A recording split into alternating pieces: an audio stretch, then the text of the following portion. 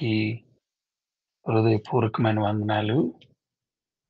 ఈరోజు మనం పోయినసారి జరిగిన క్లాస్‌ని రివైజ్ చేస్తాము. పునర్విమర్శ చేస్తాము. తర్వాత ఈరోజు మనం అనంతుడు అనే గుణలక్షణాన్ని స్టడీ చేయబోతా ఉన్నాము. ఆ తర్వాత ఎక్సర్సైజ్ అండ్ డిస్కషన్ క్వెషన్స్ ఉంటాయి. సో, పోయిన క్లాస్‌లో మనం దేవుని సార్వభౌమత్వం గురించి స్టడీ చేశాం. దేవుని సార్వభౌమత్వము అంటే అర్థం ఏంటి? దేవుని సార్వభౌమత్వానికి ఉన్నటువంటి అనేకమైన యాస్పెక్ట్స్ గురించి మనం స్టడీ చేశాము.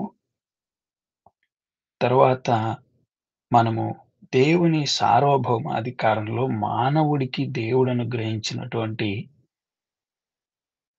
పర్మిసివ్ విల్, పర్మిసిబుల్ విల్ అంటే ఆహ్, దేవుని సార్వభౌమాధికారంలో ఆయన చొరవ తీసుకొని, కృప చూపి, మానవుడికి అనుగ్రహించినటువంటి చిత్తాన్ని గురించి మనం చూసాం. అంటే అనుగ్రహించబడిన చిత్తాన్ని గురించి మనం చూసామన్నమాట. సో, దేవుడు సార్వభౌమాధికారిగా అన్నిటిపైన ఆధిపత్యము, అధికారము, ఏలికగా ఉన్నాడు. అయితే ఆయన దృష్టికి తెలియకుండా ఏది జరగదు. అయితే మానవుడికి సైతము దేవుడు ఆయన సార్వభౌమాధికారంలో చిత్తమును అనుగ్రహించినట్లుగా పర్మిసేబుల్ విల్ అనేది మనం చూస్తా వచ్చాం. అంటే ఇశ్రాయేలీయుల్ని గెరిజీము ఏబాలు కొండ దగ్గర నిలబెట్టి ఆశీర్వాదము, శాపాన్ని గురించి మాట్లాడడం, జీవము, మరణాన్ని ముందు పెట్టి ఎన్నుకోమని అడగటం, తర్వాత ఆశీర్వాదము, శాపాన్ని వారు తమ పనిని బట్టి, తమ జీవితాలను బట్టి, తమ నిర్ణయాలను బట్టి వాళ్ళు పొందబోతున్నారు అనేది మనం చూసామనమాట. సో, మనం నేర్చుకుంటున్న చాలా విషయాలేంటంటే, ఒకటి నా ప్రియమైన తమ్ముళ్ళు, చెల్లెళ్ళు, స్నేహితులారా, దేవుడు ఏలికగా ఉన్నాడు. దేవుడు సార్వభౌమాధికారిగా ఉన్నాడు. సార్వభౌమత్వాన్ని ఆయన సార్వభౌమత్వాన్ని మనం అంగీకరించి, జీవితంలో ఎన్ని అన్‌ఎక్స్‌పెక్టెడ్ థింగ్స్ అని మనం అనుకుంటున్నామో, కానీ అన్నీ కూడా ఆయన స్వాధీనంలో ఉండి నడిపిస్తున్నాడని మనం గుర్తుపెట్టుకోవాలి. తర్వాత ఎక్సర్సైజ్ అండ్ డిస్కషన్ క్వెషన్స్ చూసాము. ఈరోజు మనం దేవుడు అనంతుడు అనే విషయాన్ని నేర్చుకోవడానికి ప్రయత్నం చేద్దాం. చక్కగా ప్రేయర్ చేసి, పాట పాడి, మరలా వాక్యం కొరకు ప్రార్థన చేసిన మీ అందరికీ, టైంకి జాయిన్ అయిన మీ అందరికీ చాలా కృతజ్ఞతలు. మనము ఈ టాపిక్‌ని కొన్ని సబ్ టాపిక్స్ కింద మనం డివైడ్ చేసి స్టడీ చేయబోతా ఉన్నాం. అదేంటంటే అనంతుడు అంటే అర్థం ఏంటి? ఇన్ఫినిటీ అంటే ఆయనకి ఎల్లలు లేవు. లేదా ఎల్లలు లేనివాడు, అపరిమితమైన వాడు. ఇంత అని చెప్పలేనంత, ఇంత అని కొలవలేనంత, ఇంత అని నిర్ణయించలేనంత అంటే దేవుడు ఎల్లలు లేనివాడు, అపరిమితమైన వాడు, పరిధులు లేనివాడు, పరిమితులకి అందని వాడు అని మనకు అర్థమవుతా ఉంది. అయితే ఈయన కాలాన్ని బట్టి చూస్తే ఆయనకు ఎల్లలు లేనివాడు. కాలాన్ని బట్టి చూసినప్పుడు నిత్యుడు. అంటే ఇంత అని చెప్పలేనంత కాలంలో ఆయన ఎల్లలు లేనివాడిగా, అపరిమితుడైన వాడిగా ఉన్నట్టు కనపడుతున్నాడు.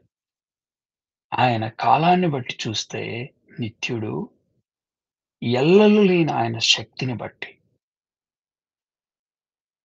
పరిమితము లేని ఆయన శక్తిని బట్టి చూస్తే ఆయన సర్వశక్తిమంతుడు. ఆయన వ్యాపిత్వాన్ని బట్టి చూస్తే, ఎల్లలు లేని ఆయన ప్రెజెన్స్‌ని, ఆయన యొక్క ఉనికిని మనం చూస్తున్నప్పుడు, ఆయన స్థలాన్ని బట్టి చూస్తే అన్ని చోట్ల వ్యాపించి ఉన్నవాడు. అనే విషయం మనకర్థమవుతుంది. అందుకని స్థలాన్ని బట్టి చూస్తే ఆయన సర్వవ్యాపి. జ్ఞానాన్ని బట్టి చూస్తే అనంతమైన జ్ఞానం, ఎల్లలేని జ్ఞానం, అపరిమితమైన జ్ఞానం. దాన్ని బట్టి ఆయన సర్వజ్ఞాని అని అర్థమవుతుంది. నా ప్రియమైన వారలారా, దేవుని అనంతత్వము, కాలాన్ని బట్టి చూస్తే ఆయన నిత్యుడు. శక్తిని బట్టి చూస్తే ఆయన సర్వశక్తిమంతుడు. స్థలాన్ని బట్టి చూస్తే సర్వవ్యాపి. జ్ఞానాన్ని బట్టి చూస్తే సర్వజ్ఞాని. ఈరోజు మనం ప్రాథమికంగా నిత్యుడు అనే యాస్పెక్ట్‌ని మనం ఎక్స్‌ప్లోర్ చేయబోతా ఉన్నాం. దేవుడు నిత్యుడు అంటే ఏంటి? లేఖనాలు ఏం చెప్తున్నాయి? అనే దాని గురించి ఆలోచిద్దాం. కీర్తనల గ్రంథం 90 కీర్తన 2 వచనం చూడండి. పర్వతములు పుట్టక మునుపు, భూమిని, లోకమును నీవు పుట్టింపక మునుపు, యుగయుగములు నీవే దేవుడవు. అంటే ఈ భూమి, ఆకాశము ఇవేమి ఉనికిలోనికి రాక మునుపు, పర్వతాలు పుట్టక మునుపు, భూమి, లోకమును ఆయనే కారణభూతుడై ఉండి పుట్టింపక మునుపు ఎవరున్నారు?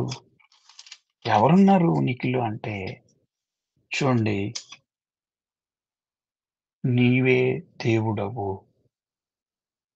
Before the mountains were brought forth, or ever you had formed the earth and the world, from everlasting to everlasting you are God. యుగ యుగములు, అనంత కాలం మొదలుకొని అనంత కాలం వరకు, అనంతమైన ఆహ్, భూతకాలం నుంచి అనంతమైన భవిష్యత్ కాలం వరకు.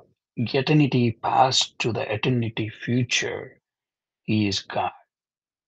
అంటే మనం జ్ఞాపకం చేసుకోవాల్సిన విషయం ఏంటంటే, సమయాన్ని, కాలాన్ని ఆరంభింపక మునుపు ఆయన ఉనికిలో ఉన్నవాడు. ఇంకొక మాటేంటంటే, కాలానికి, సమయానికి ఆరంభాన్నిచ్చింది ఆయన. అంటే సమయం అనేది మనం చూస్తున్నాం కదా! దీని ఉనికికి మునుపు ఆయనున్నాడు. యుగ యుగములు. నిత్యకాలం మొదలుకొని నిత్యకాలం వరకు. ఎటర్నిటీ పాస్ట్ నుంచి ఎటర్నిటీ ఫ్యూచర్ వరకు ఆయనున్నాడు. ఇంకొక మాట చూడండి. ఆదికాండం 21వ అధ్యాయం 33 వచనం చూడండి. అందులో అబ్రాహాము బెయేర్షెబాలో ఒక పిచ్చుల వృక్షము నాటి, అక్కడ నిత్యదేవుడైన యెహోవా పేరట ప్రార్థన చేసెను. మీరు చూస్తే ఇక్కడ అబ్రాహాము ప్రార్థన చేస్తూ ఉన్నాడు. ఒక పేరు పెట్టి దేవునికి. ఇంతకీ అక్కడ ఉన్నటువంటి విషయం ఏంటంటే, అబ్రాహాము గురించి మనం అక్కడ చూస్తున్నప్పుడు, ఇస్సాకు పుట్టాడు. ఇస్సాకు పుట్టిన తర్వాత కొన్ని విషయాలు జరిగాయక్కడ. అప్పుడు అబ్రాహాము ఈ మాటలు అంటే ఆ తర్వాత కొన్ని విషయాలు అంటే అబీమెలెకు అనే రాజుతోటి కొన్ని విషయాలు జరిగాయి. అబ్రాహాము గురించి అబీమెలెకు చాలా అంటున్నాడు ఏమనంటే, "నీకు దేవుడు తోడై ఉన్నాడు. అంతేకాదు దేవుడు నిన్ను ఆశీర్వదించాడని" చెప్తూ, ఆ తర్వాత అబ్రాహాము, అబీమెలెకు వారి మధ్యలో ఒక ప్రమాణం చేసుకొని, అప్పుడు ఈ మాట చెప్తా ఉన్నాడు. చూడండి అక్ ఎ ఆదికాండం 21వ అధ్యాయం 31వ వచనం. అక్కడ వారిద్దరూ అట్లు ప్రమాణం చేసుకున్నందున ఆ చోటు బెయేర్షెబా అనబడెను. బెయేర్షెబాలో వారు అలాగు ఒక నిబంధన చేసుకున్న తరువాత అబీమెలెకు లేచి తన సేనాధిపతి అయిన ఫీకోలుతో ఫిలిష్తీయుల దేశమునకు తిరిగి వెళ్ళెను. అబ్రాహాము బెయేర్షెబాలో ఒక పిచుల వృక్షము నాటి, అక్కడ నిత్యదేవుడైన యెహోవా పేరట ప్రార్థన చేసెను. అబ్రాహాము ఫిలిష్తీయుల దేశంలో అనేక దినములు పరదేశిగా ఉన్నాడు. పరదేశిగా ఉన్నటువంటి అబ్రాహాము ప్రభువుకి పెట్టిన పేరేంటంటే నిత్యదేవుడైన యెహోవా. ఆ పైన జరిగిన సంఘటనలో కొన్ని మనయి ఉండొచ్చు, మనయి కాకపోవచ్చు. అంటే బావుల గురించి ఒక గొడవయింది. వీటన్నిటిని ఒక పక్కనుంచితే కొన్ని ఉండొచ్చు, ఉండకపోవచ్చు. కానీ ఎల్లకాలం ఉండేది ప్రభువనమాట. అందుకనే నిత్య దేవుడైన Jehovah. The Lord everlasting God. ఈయన అనంత కాలమున్న దేవుడు. యుగయుగాలున్న దేవుడు అనే విషయాన్ని మనకర్థమవుతుంది. తర్వాత మీరు చూడండి మనం ఎవరినైనా సరే పేరు అడుగుతా ఉంటాం కదా! అలాగా మోషే కూడా దేవుని పేరడిగాడు. నిర్గమాకాండం 3 అధ్యాయం 13-14 వచనాలు చూడండి. నిర్గమాకాండం 3 అధ్యాయం 13-14 వచనాల్లో మోషే చిత్తగించుము, నేను ఇశ్రాయేలీయుల యొద్దకు వెళ్లి వారిని చూచి, మీ పితరుల దేవుడు మీ యొద్దకు నన్ను పంపెనని వారితో చెప్పగా, వారు ఆయన పేరేమి అని అడిగిన ఎడల, వారితో నేనేమి చెప్పవలెనని దేవుణ్ణడిగాను. మోషే దేవుణ్ణి అడుగుతున్నాడు. నేను ఇశ్రాయేలు దగ్గరికెళ్ళినప్పుడు ఆయన పేరేంటి అని అడిగితే నేనేం చెప్పాలి అని. 14 వచనం చూడండి. అందుకు దేవుడు, నేను ఉన్నవాడను, ఐ యామ్ అనువాడనయ్యున్నానని మోషేతో చెప్పెను. మరియు ఆయన ఉండుననువాడు మీ యొద్దకు నన్ను పంపెనని నీవు ఇశ్రాయేలీయులతో చెప్పవలెననెను. నా ప్రియమైన స్నేహితులారా గమనించండి. ఆయన పేరేంటి అని అడిగితే నేనేం చెప్పాలని అడిగిన మోషేకి దేవుడు చెప్తున్నాడు. నేనున్నవాడను. ఎప్పుడున్నవాడు? తమ పితరుల అయిన అబ్రాహాముతో ఉన్నవాడు. అబ్రాహాము వారందరితో ఉన్నవాడు. మోషేతో ఉన్నవాడు. రాబోయే తరాలతో ఉండబోతున్నాడు. ఆయన ఉన్నవాడు. ఉనికికి ఈ సృష్టి ఉనికికి మునుపు, సృష్టి ఉనికిలో ఉన్నప్పుడు, సృష్టి అంతమైనా సరే ఆయనున్నవాడు. ఇక్కడ దేవుడేం చెప్తా ఉన్నాడంటే, నేను ఉన్నవాడను. అంటే మనం ఏ కాలానికెళ్ళి, చరిత్రలోకెళ్ళి, దేవా నువ్వున్నావా? ఐ యామ్ అంటాడు. వర్తమానంలో నిలబడి, దేవా అంటే ఐ యామ్ అంటాడు. భవిష్యత్తులోకెళ్ళి అడిగితే ఐ యామ్ అంటాడు. ఇంకొక రకంగా అర్థం చేసుకోవాలంటే, నిత్య భూతకాలంలోకెళ్ళి, ఎటర్నిటీ పాస్ట్‌లోకెళ్ళి అడిగితే ఐ యామ్. ఎటర్నిటీ ప్రెజెంట్ అంటే నిత్య వర్తమాన కాలంలో మనం అడిగితే, లేకపోతే ప్రస్తుత వర్తమాన కాలంలో మనం అడిగితే ఐ యామ్ అంటాడు. ఎటర్నిటీ ఫ్యూచర్‌లోకెళ్ళి అడిగితే ఐ యామ్ అంటాడనమాట. కానీ మన గురించి అడగండి. మీరు పలానా టైంలో స్వాతంత్ర సమరం జరుగుతున్నప్పుడు మీరున్నారా? లేదు. ఈరోజున్నారా? ఆ! ఉన్నాను. మరి రేపు అనే రోజు లేకపోతే ఒక 1000 సంవత్సరాల తర్వాత మీరుంటారా అని నన్నెవరైనా అడిగితే తెలీదు. ఉండను అని చెప్తాను. కానీ దేవుడి గురించి అలా కాదు. ఆయన అన్ని కాలాల్లో ఉన్నవాడు. He is, he is. అందుకనే ఐ యామ్. ఆయన పేరేమైనా అడిగితే ఏం చెప్పాలి అనంటే ఆయన అంటున్నాడు, నేను ఉన్నవాడను అని పిలువబడుతున్నవాడిని. చాలా సార్లు నేను విన్నదేంటంటే కొంతమంది I am that I am. నేను ఉన్నవాడను, అనువాడను 2 కలిపి చెప్తుంటారు. కాదు కానీ నేను ఉన్నవాడను అని పిలువబడుతున్న వాడిని. కొంతమంది ఉన్నవాడును అనే మాటకి వక్ర భాష్యం చెప్పారు. ఎలా అంటే మీకేంటండి మీరున్నోళ్ళు అని. లేదు లేదు. డబ్బు గురించి కాదు ఇక్కడ మాట్లాడుతుంది. ఐశ్వర్యం గురించి కాదు. ఉనికి గురించి. దేవుడు ఆయన తన ఉనికి గురించి మాట్లాడుతున్నాడు. కాబట్టి నా ప్రియమైన స్నేహితులారా అందరూ గుర్తుపెట్టుకోండి. ఆయన ఉన్నవాడు. చరిత్రను అడగండి. ఆయన ఉన్నవాడు. వర్తమానాన్ని అడగండి. ఆయన ఉన్నవాడు. రాబోయే భవిష్యత్ కాలాలను, యుగాలను అడగండి. ఆయన ఉన్నవాడు. ఐ యామ్ అని చెప్తుంటాడు. మనం ఎంత పరిమితి కలవారమో కదా! మనం చెప్పలేము ఆ మాట. మన వల్ల కాదు. కారణం ఏంటంటే, మనం నిత్యమైనటువంటి ఆ దేవుని యాట్రిబ్యూట్‌లో మనం లేవనమాట. మనము ఆహ్, చాలా పరిమితమైనటువంటి వారం. అని మనకర్థమవుతుంది. అయితే ఇదే మాటని మీ మధ్యలోనికి ఇంకొక వ్యక్తి చెప్పారు. ఆయన గురించి నేను మాట్లాడాలనుకుంటున్నాను. యోహాను సువార్త 8వ అధ్యాయం 58వ వచనం. యేసు, అబ్రహాము పుట్టక మునిపే నేను ఉన్నానని మీతో నిశ్చయముగా చెప్పుచున్నానెను. కాబట్టి వారు ఆయన మీద రువ్వుటకు రాళ్ళు ఎత్తిరి గాని, యేసు దాగి దేవాలయంలో నుండి బయటికి వెళ్ళిపోయాను. ఒక ప్రాథమికమైనటువంటి మాట నేనిక్కడ చెప్పాలనుకుంటున్నాను. అంటే మనం డీవియేట్ అవ్వకుండా. దేవుని గురించి, "దేవా మీ పేరేంటని" అడిగితే దేవుడేం చెప్తున్నాడు? ఐ యామ్ అని నేను ఉన్నవాడను అని చెప్తున్నాడు. అంటే దేవుడు ఎలా ఇంట్రొడ్యూస్ చేసుకున్నాడు? ఆయన గుణలక్షణాలని ఆధారం చేసుకొని, ఆయన గుణలక్షణాల ఆధారంగా ఆయన తనను తాను పరిచయం చేసుకుంటున్నాడు. అయితే యేసు ప్రభువారు ఏమని చెప్పారు ఆయన గురించి? ఎందుకు యూదులు రాళ్ళు రువ్వటానికి ముందుకొచ్చారంటే, Jesus said to them, "truly, truly I say to you, before Abraham was, I am." యేసు ప్రభువారు అబ్రాహాము కంటే ముందు నేనున్నవాడను అంటే ఏంటి? చరిత్ర ఆయనున్నాడు.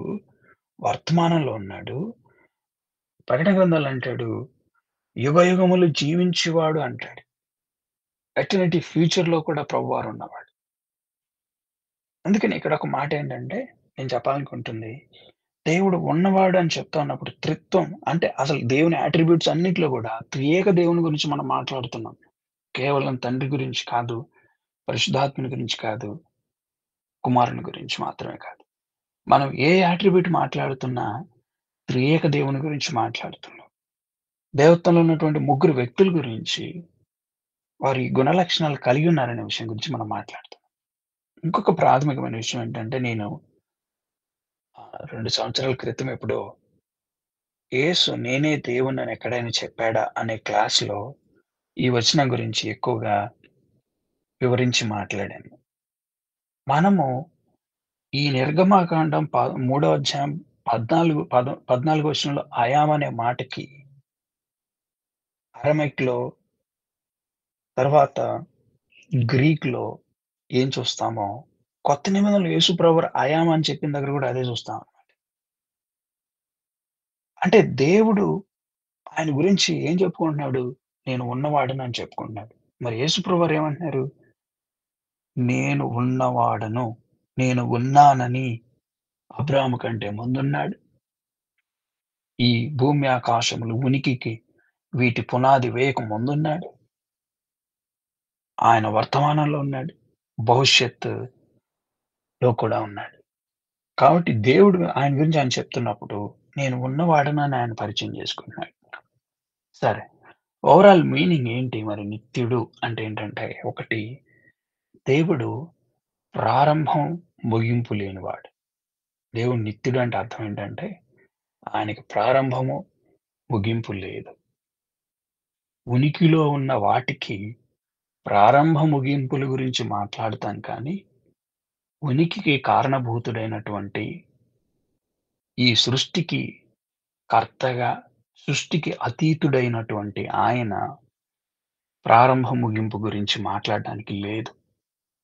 ఆయన ప్రారంభం, ముగింపు లేనివాడు అని అర్థం నిత్యుడు అంటే. నిత్యుడు అంటే ఆయన ఎల్లప్పుడూ ఉనికి కలిగి ఉండేవాడు. మరి ఎల్లప్పుడూ ఉండబోతున్నాడు. ఎల్లప్పుడూ ఉన్నాడు. ఎల్లప్పుడూ ఉండబోతున్నాడు అని అర్థం. తర్వాత చూడండి నిత్యుడు అనే మాట గురించి ఈ రకంగా నిర్వచించారు.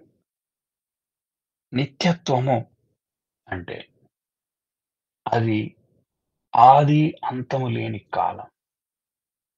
ఎల్లలు పరిమాణం లేని ఉనికి. భూత, భవిష్యత్ కాలం లేని వర్తమానం. బాల్యం, వృద్ధాప్యం లేని యవ్వనం. జీవం, మరణం లేని జీవితం. నిన్న, రేపు లేని నేడు. It is duration without beginning and end. It is an existence without bounds or dimension. It is present without infancy or old age. It is life without birth or death. It is today without yesterday or tomorrow. William Evans ఆయన పుస్తకంలో 'the great doctrines of the బైబిల్‌లో' రాసాడు. ఆ పుస్తకంలో రాసాడు. అంటే నిత్యత్వము, నిత్యుడు అంటే ఆయనకు ఆది, అంతం లేదు. ఆయనకు ఎల్లలు, పరిమాణాలు లేవు. ఆయనకి భూత, భవిష్యత్ కాలాలనేవి లేవు. అంటే అన్నిట్లో ఉన్నవాడు. అన్ని కాలాల్లో ఉన్నవాడని. అంటే ఆయన అక్కడే ఉన్నాడు. ఇక్కడ లేడని చెప్పడానికి లేదు. బాల్యం, వృద్ధాప్యం లేని యవ్వనం, జీవం, మరణం లేని జీవితం, నిన్న, రేపు లేని నేడు అని మాట్లాడుతుంది. మీరు చూడండి యెషయా గ్రంథం 46 అధ్యాయం 9-10 వచనాల్లో రాయబడిన మాట. చాలా పూర్వమున జరిగిన వాటిని జ్ఞాపకం చేసుకొనుడి. దేవుడను నేనే, మరి ఏ దేవుడునూ లేడు. నేను దేవుడను, నన్ను పోలిన వాడెవడునూ లేడు. నా ఆలోచన నిలుచుననియు, నా చిత్తమంతయు నెరవేర్చుకునేదననియు చెప్పుకొనుచు, ఆది నుండి నేనే కలుగబోవు వాటిని తెలియజేయుచున్నాను. పూర్వకాలం నుండి నేనే ఇంక జరగని వాటిని తెలియజేయుచున్నాను. మీరు చూడండి, చరిత్రలోకి తొంగి చూడండి. చాలా పూర్వం జరిగిన వాటిని జ్ఞాపకం చేసుకోండి. ఓహ్! దేవుడను నేనే, మరి ఏ దేవుడును లేడు. నన్ను పోలిన వాడెవడూ లేడు అని దేవుడి గురించి అర్థమవుతుంది. ఆయన ఆలోచనలు నిలుస్తాయని, ఆయన చిత్తమంతా నెరవేర్చుకుంటాడని, ఆది నుండి నేనే కలుగబోవు వాటిని తెలియజేయుచున్నాను. అన్నిటిని కలుగజేస్తూ వాటిని తెలియజేస్తున్నవాడు ఆయన. తర్వాత పూర్వకాలం నుండి, యుగాల పూర్వం నుండి నేనే ఇంక జరుగని వాటిని తెలియజేయుచున్నాను. జరిగినవి, జరగనివి, జరగబోతున్నవి అన్నిటిని ఎరిగి ఉన్నాడు. కారణం ఏంటంటే ఆయన అన్ని కాలాల్లో ఉన్నవాడు కాబట్టి. తర్వాత ఇంకా ప్రాథమికంగా మనం నేర్చుకోవాల్సిన విషయం దేవుడు నిత్యుడు అంటే ఏంటంటే, దేవుడు ఉనికి లేని సమయం లేదు, ఉండదు, ఉండబోదు. ఆయన ఉనికి లేని సమయం లేదు, ఉండదు, ఉండబోదు. నా ప్రియమైన స్నేహితులారా, చరిత్రలో, వర్తమానంలో, భవిష్యత్తులో ఆయన ఉనికి లేని కాలం ఉండనే ఉండదు. చాలా సార్లు అది అలా జరిగినప్పుడు, ఇది ఇలా జరిగినప్పుడు ఎక్కడున్నాడాయన అంటే, ఆయన ఉనికి లేని కాలమే లేదు. ఇంకొక మాట ప్రోత్సాహకరంగా ఏంటంటే, మన కన్నీటి లోయల్లో, ఇబ్బందులు, ఇరుకుల్లో, సంతోషాల్లో, ఆనందాల్లో ప్రతి సమయంలో, ప్రతి సందర్భంలో ఎవరు ఉన్నారో నీతో నాకు తెలీదు కానీ, ప్రభువు ఉన్నాడు. ఆయన చూడని సమయం లేదు. ఆయన ఉండని సమయం లేదు. ఎవరు చూసారు నన్ను అనే ప్రశ్న నీకొస్తే, నేను ఈ పరిస్థితి గుండా ఎళ్ళినప్పుడు నన్నెవరు చూసారు? నా ప్రియమైన స్నేహితులారా, ఆయన ఉనికి లేని సమయం లేదు, ఉండదు, ఉండబోదు. తర్వాత దేవుడు భూత, వర్తమాన, భవిష్యత్ కాలాలని వర్తమాన కాలంగా అంటే చరిత్రలోకెళ్ళి, భూతకాలంలోకెళ్ళి, పాస్ట్‌లోకెళ్ళి, గతంలోకెళ్ళి "నువ్వున్నావా?" అంటే ఉన్నాను అంటాడు. వర్తమానంలో ఉన్నావా? అంటే ఉన్నానంటాడు. భవిష్యత్ కాలంలో ఉంటావా? అంటే ఉన్నానంటాడు. అంటే అన్ని కాలాల్లో ఉన్నవాడు. వర్తమానంలో ఉన్నవాడాయన. అంత మాత్రమే కాదు. కానీ చరిత్రను కూడా చరిత్రని, భవిష్యత్తుని వేరు వేరు కాలాల్లో కూడా చూడగలిగిన వాడు. కాలంలోని వేరు వేరు భాగాలను కూడా చూడగలిగిన వాడాయన. అంటే అన్నిట్లో ఉన్నవాడు. నేనిక్కడ నిలబడున్నప్పుడు చరిత్ర గురించి అడిగినప్పుడు ఏం చెప్తాడు? యాహ్! చరిత్రలో ఉన్నాను అని చెప్తాడు. భవిష్యత్తు గురించి ఉన్నాను. అంటే అన్ని కాలాల్లో వర్తమానంలో ఉన్నట్టున్నాడు. అలాగే అన్ని కాలాలని వేరు వేరుగా చూస్తూ ఉన్నవాడు. విషయం అర్థమవుతుందనుకుంటున్నాను. సో, నా ప్రియమైన వారలారా, గతం, వర్తమానం, భవిష్యత్తు అన్నీ ఆయన బాగుగా ఎరిగినవాడు. బాగా తెలుసుకున్నవాడు అనే విషయం మనకు అర్థమవుతుంది. తెలిసినవాడు. ఇప్పుడు చూడండి, ప్రసంగి 3:11 చూడండి. దేని కాలమునందు అది చక్కగా నుండునట్లు సమస్తమును ఆయన నియమించి ఉన్నాడు. ఆయన శాశ్వత కాల జ్ఞానమును నరుల హృదయమందుంచి ఉన్నాడు గాని, దేవుడు చేయు క్రియలను పరిశీలనగా తెలుసుకొనుటకు అది చాలదు. అంటే చాలా సార్లు మనం గమనించాల్సిన విషయం ఏంటంటే, కాలాన్ని ఆయన నియమించాడు. కాలానికి ఆయన ఆరంభాన్నిచ్చాడు. ఇప్పుడు ఒక విషయం ఏంటంటే, కాలము సృష్టికి పూర్వము, సృష్టి ప్రస్తుతము, సృష్టి లయమైపోయిన తర్వాత కూడా ఆయన నిలిచి ఉండేవాడు. అందుకని దేని కాలమునందు అది చక్కగా నుండునట్లు సమస్తమును ఆయన నియమించి ఉన్నాడు. ఒక మాట చదవనా?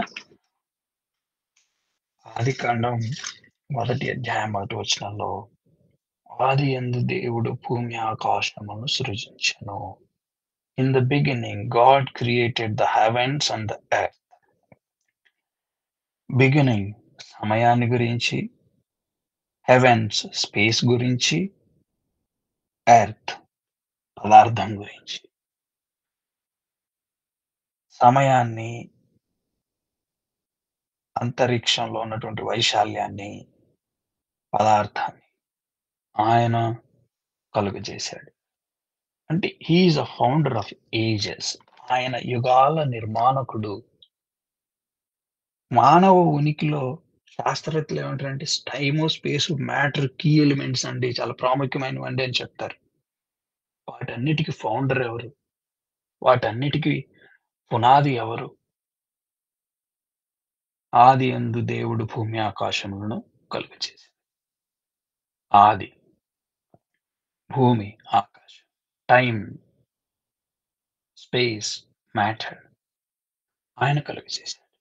తరువాత మీరు చూడండి, ఆయన శాశ్వత కాల జ్ఞానమును నరుల హృదయమందుంచి ఉన్నాడు గాని, దేవుడు చేయు క్రియలను పరిశీలనగా తెలుసుకుంటే గనక మనం చాలా సార్లు సమయంలో ఉన్నాం కాబట్టి, కాలంతో పాటు నడుస్తున్నాం కాబట్టి, దేవుణ్ణి కాలంలో నుంచి చూడాలనుకుంటాం. కానీ గుర్తుపెట్టుకోండి, ఆయన కాలానికి అతీతుడు. కాలానికి అతీతుడు. కాలానికి ప్రారంభాన్నిచ్చినవాడు ఆయన. ఆయనకి కాలం వర్తిస్తుందా? కాలానికి ఉనికిలోనికి తీసుకొచ్చింది ఆయన కాలాన్ని.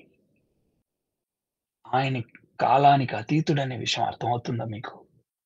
ఆయన్ని ఒక టైమ్ ఫ్రేమ్‌లో పెట్టి ఇంత ఏజ్ ఉంటదా?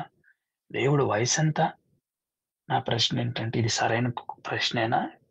కారణం ఏంటంటే కాలానికి ఆరంభాన్నిచ్చిందెవరు? ఆయన. కాలానికి ఆరంభాన్నిచ్చిన ఆయన కాలాతీతుడనే విషయం అర్థం అవ్వట్లేదా? దేవుడి వయసెంత అనే ప్రశ్నొస్తున్నప్పుడు, దేవుడు ఎప్పుడు పుట్టాడు అనే ప్రశ్నొస్తున్నప్పుడు నా ప్రశ్నేంటంటే, is this a right question? ఇది సరైన ప్రశ్నేనా? కారణం ఏంటంటే, కారణం ఏంటంటే, ఉనికిలో ఉన్న ప్రతి దానికి ఆరంభం, ముగింపు ఉంటాయి. కానీ ఉనికికి కారణభూతుడు, ఉనికికి అంటే సృష్టికి అతీతుడు ఆయన ప్రారంభం, ముగింపులుంటాయా? అనేది మనం ఆలోచించాలి. తర్వాత గుర్తుపెట్టుకోండి. 'సిడ్‌లో బ్యాక్స్టర్' ఇలా అంటాడు. ఏమనంటే, దేవుని నిత్యత్వము అత్యంత ఆశ్చర్యకరమైన మర్మము. Amazing mystery. ఎన్నడూ ఆరంభం లేని, ఎల్లప్పుడూ ఉండిన, లేక నిత్యత్వంలో ఉన్న పరిపూర్ణ ఆరంభం లేని మరియు అంతం లేని వ్యక్తిని గురించి ఊహించుట మన పరిమిత మనస్సులకు అసాధ్యం అనిపిస్తుంది. ఆలోచించారా ఎప్పుడైనా? ఆయన ఎలాంటివాడు? మనం టైమ్ ఫ్రేమ్‌లో పెట్టి చూస్తున్నప్పుడు ఎలా అవుతుంది అనేది. కానీ గుర్తుపెట్టుకోండి, ఒకవేళ ఈ సృష్టి అంతటి గురించి మనం మాట్లాడుతున్నప్పుడు కొన్ని ప్రాముఖ్యమైన ఘట్టాల గురించి చెప్పండన్నా అంటే, నేనంటాను సృష్టికి ప్రారంభం ఉంది. తర్వాత యేసుక్రీస్తు వారి జననం, మరణం, పునరుత్థానం, లేకపోతే ఈరోజు, తర్వాత యుగాంతం, నిత్యత్వం. వీటన్నిటిలో ప్రభువున్నాడు. వీటికి వెలుపల కూడా ప్రభువున్నాడు. సృష్టి ఆరంభానికి మునుపు ఆయనున్నాడు. యుగాంతానికి వెలుపల ఆయనున్నాడు. నిత్యత్వానికి వెలుపల కూడా ఆయనుంటాడు. నా ఉద్దేశ్యం ఏంటంటే వీటన్నిటిలో ప్రభువున్నాడు. వీటన్నిటిని దాటి ప్రభువున్నాడు అనే విషయాన్ని చెప్తాను. కొన్ని పాఠాలు చూడండి. దేవుడి కాలానికి ముందు మరియు వెలుపట ఉన్నాడు. కాలమంతటా ఉన్నాడు. అందుకని మీరు గుర్తుపెట్టుకోండి. Alpha, omega.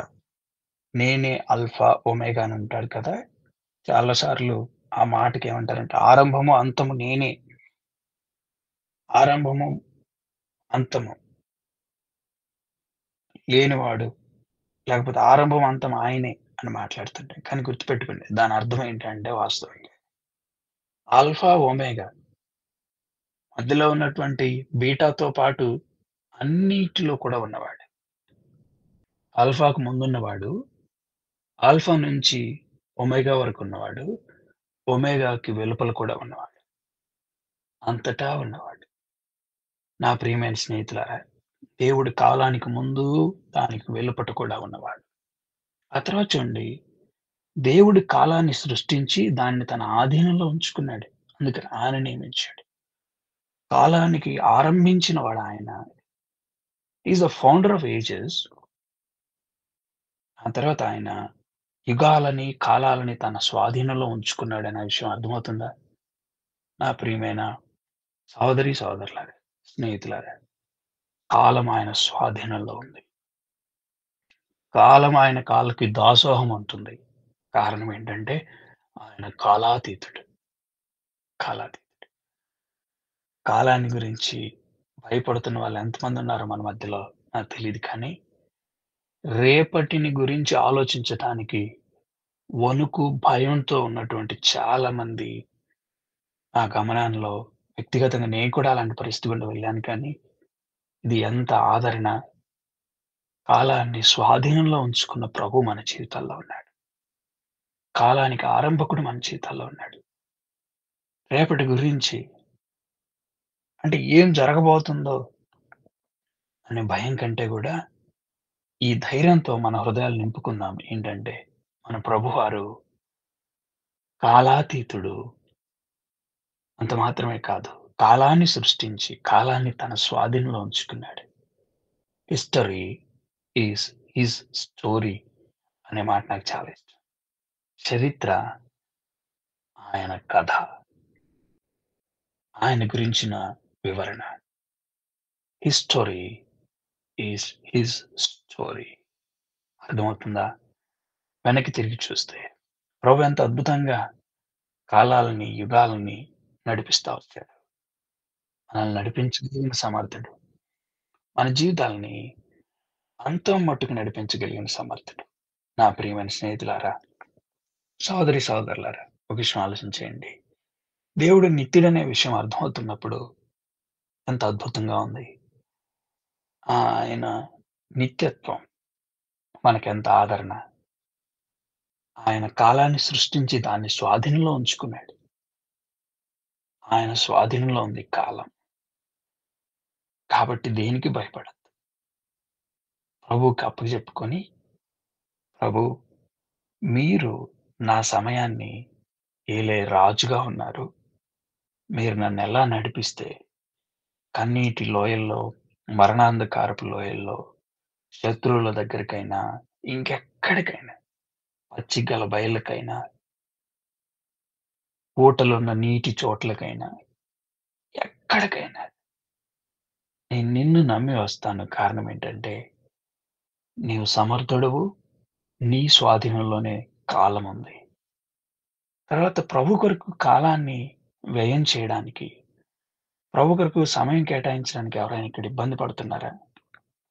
గుర్తుపెట్టుకోండి. కాలం ఆయన స్వాధీనంలో ఉంది. ఆయన కొరకు మనం కాలాన్ని ఖర్చు పెడుతున్నప్పుడు, మనకు అనుగ్రహించమన్న కాలాన్ని ఖర్చు పెట్టడం ఎంత భాగ్యం. నేను ఒక పుస్తకం చదువుతున్నప్పుడు మొన్న రాత్రి చాలా అనిపించిందనమాట. ప్రార్థనా సహవాసాలు, ప్రార్థనా సహవాసము, ప్రభు కొరకు ఖర్చు పెట్టడము, ఈ భూమి మీద ఉన్నప్పుడు ఎంత ఎక్కువగా చేస్తే అంత మంచిది. కారణం ఏంటంటే, దేవునితో ఉండబోయే ఆ నిత్య కాలంలో, శాశ్వతమైన జీవంలో మనకు అవసరం ఉండవేమో అది అని చెప్తా వచ్చాడు. పరిశుద్ధులతోటి ప్రార్థన, పరిశుద్ధులతో సహవాసం, పరిశుద్ధుల కొరకు వారి ప్రయాసలు, వారి కష్టంలో పాలు పొందటం. ఇవన్నీ ఈ భూమి మీద ఉన్నప్పుడు మనం ఖర్చు చేయాలి. మన కాలాన్ని ఖర్చు చేయాలి. వీటన్నిటిని మనం ఖర్చు చేయాలి. దేవుడు దీవిస్తాడు దాన్ని. ఆ ప్రయాసని, ఆ ప్రేమని ప్రభువు దీవిస్తాడు.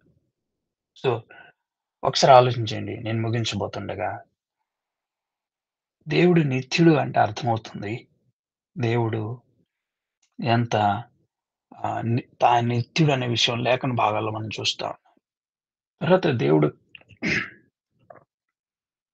ప్రారంభం, ముగింపు లేనివాడని, ఆయన ఎల్లప్పుడూ ఉనికి కలిగి ఉండేవాడు. మరి ఎల్లప్పుడూ ఉండబోతున్నాడని, దేవుడు ఉనికి లేని సమయం లేదు, ఉండదు, ఉండబోదు.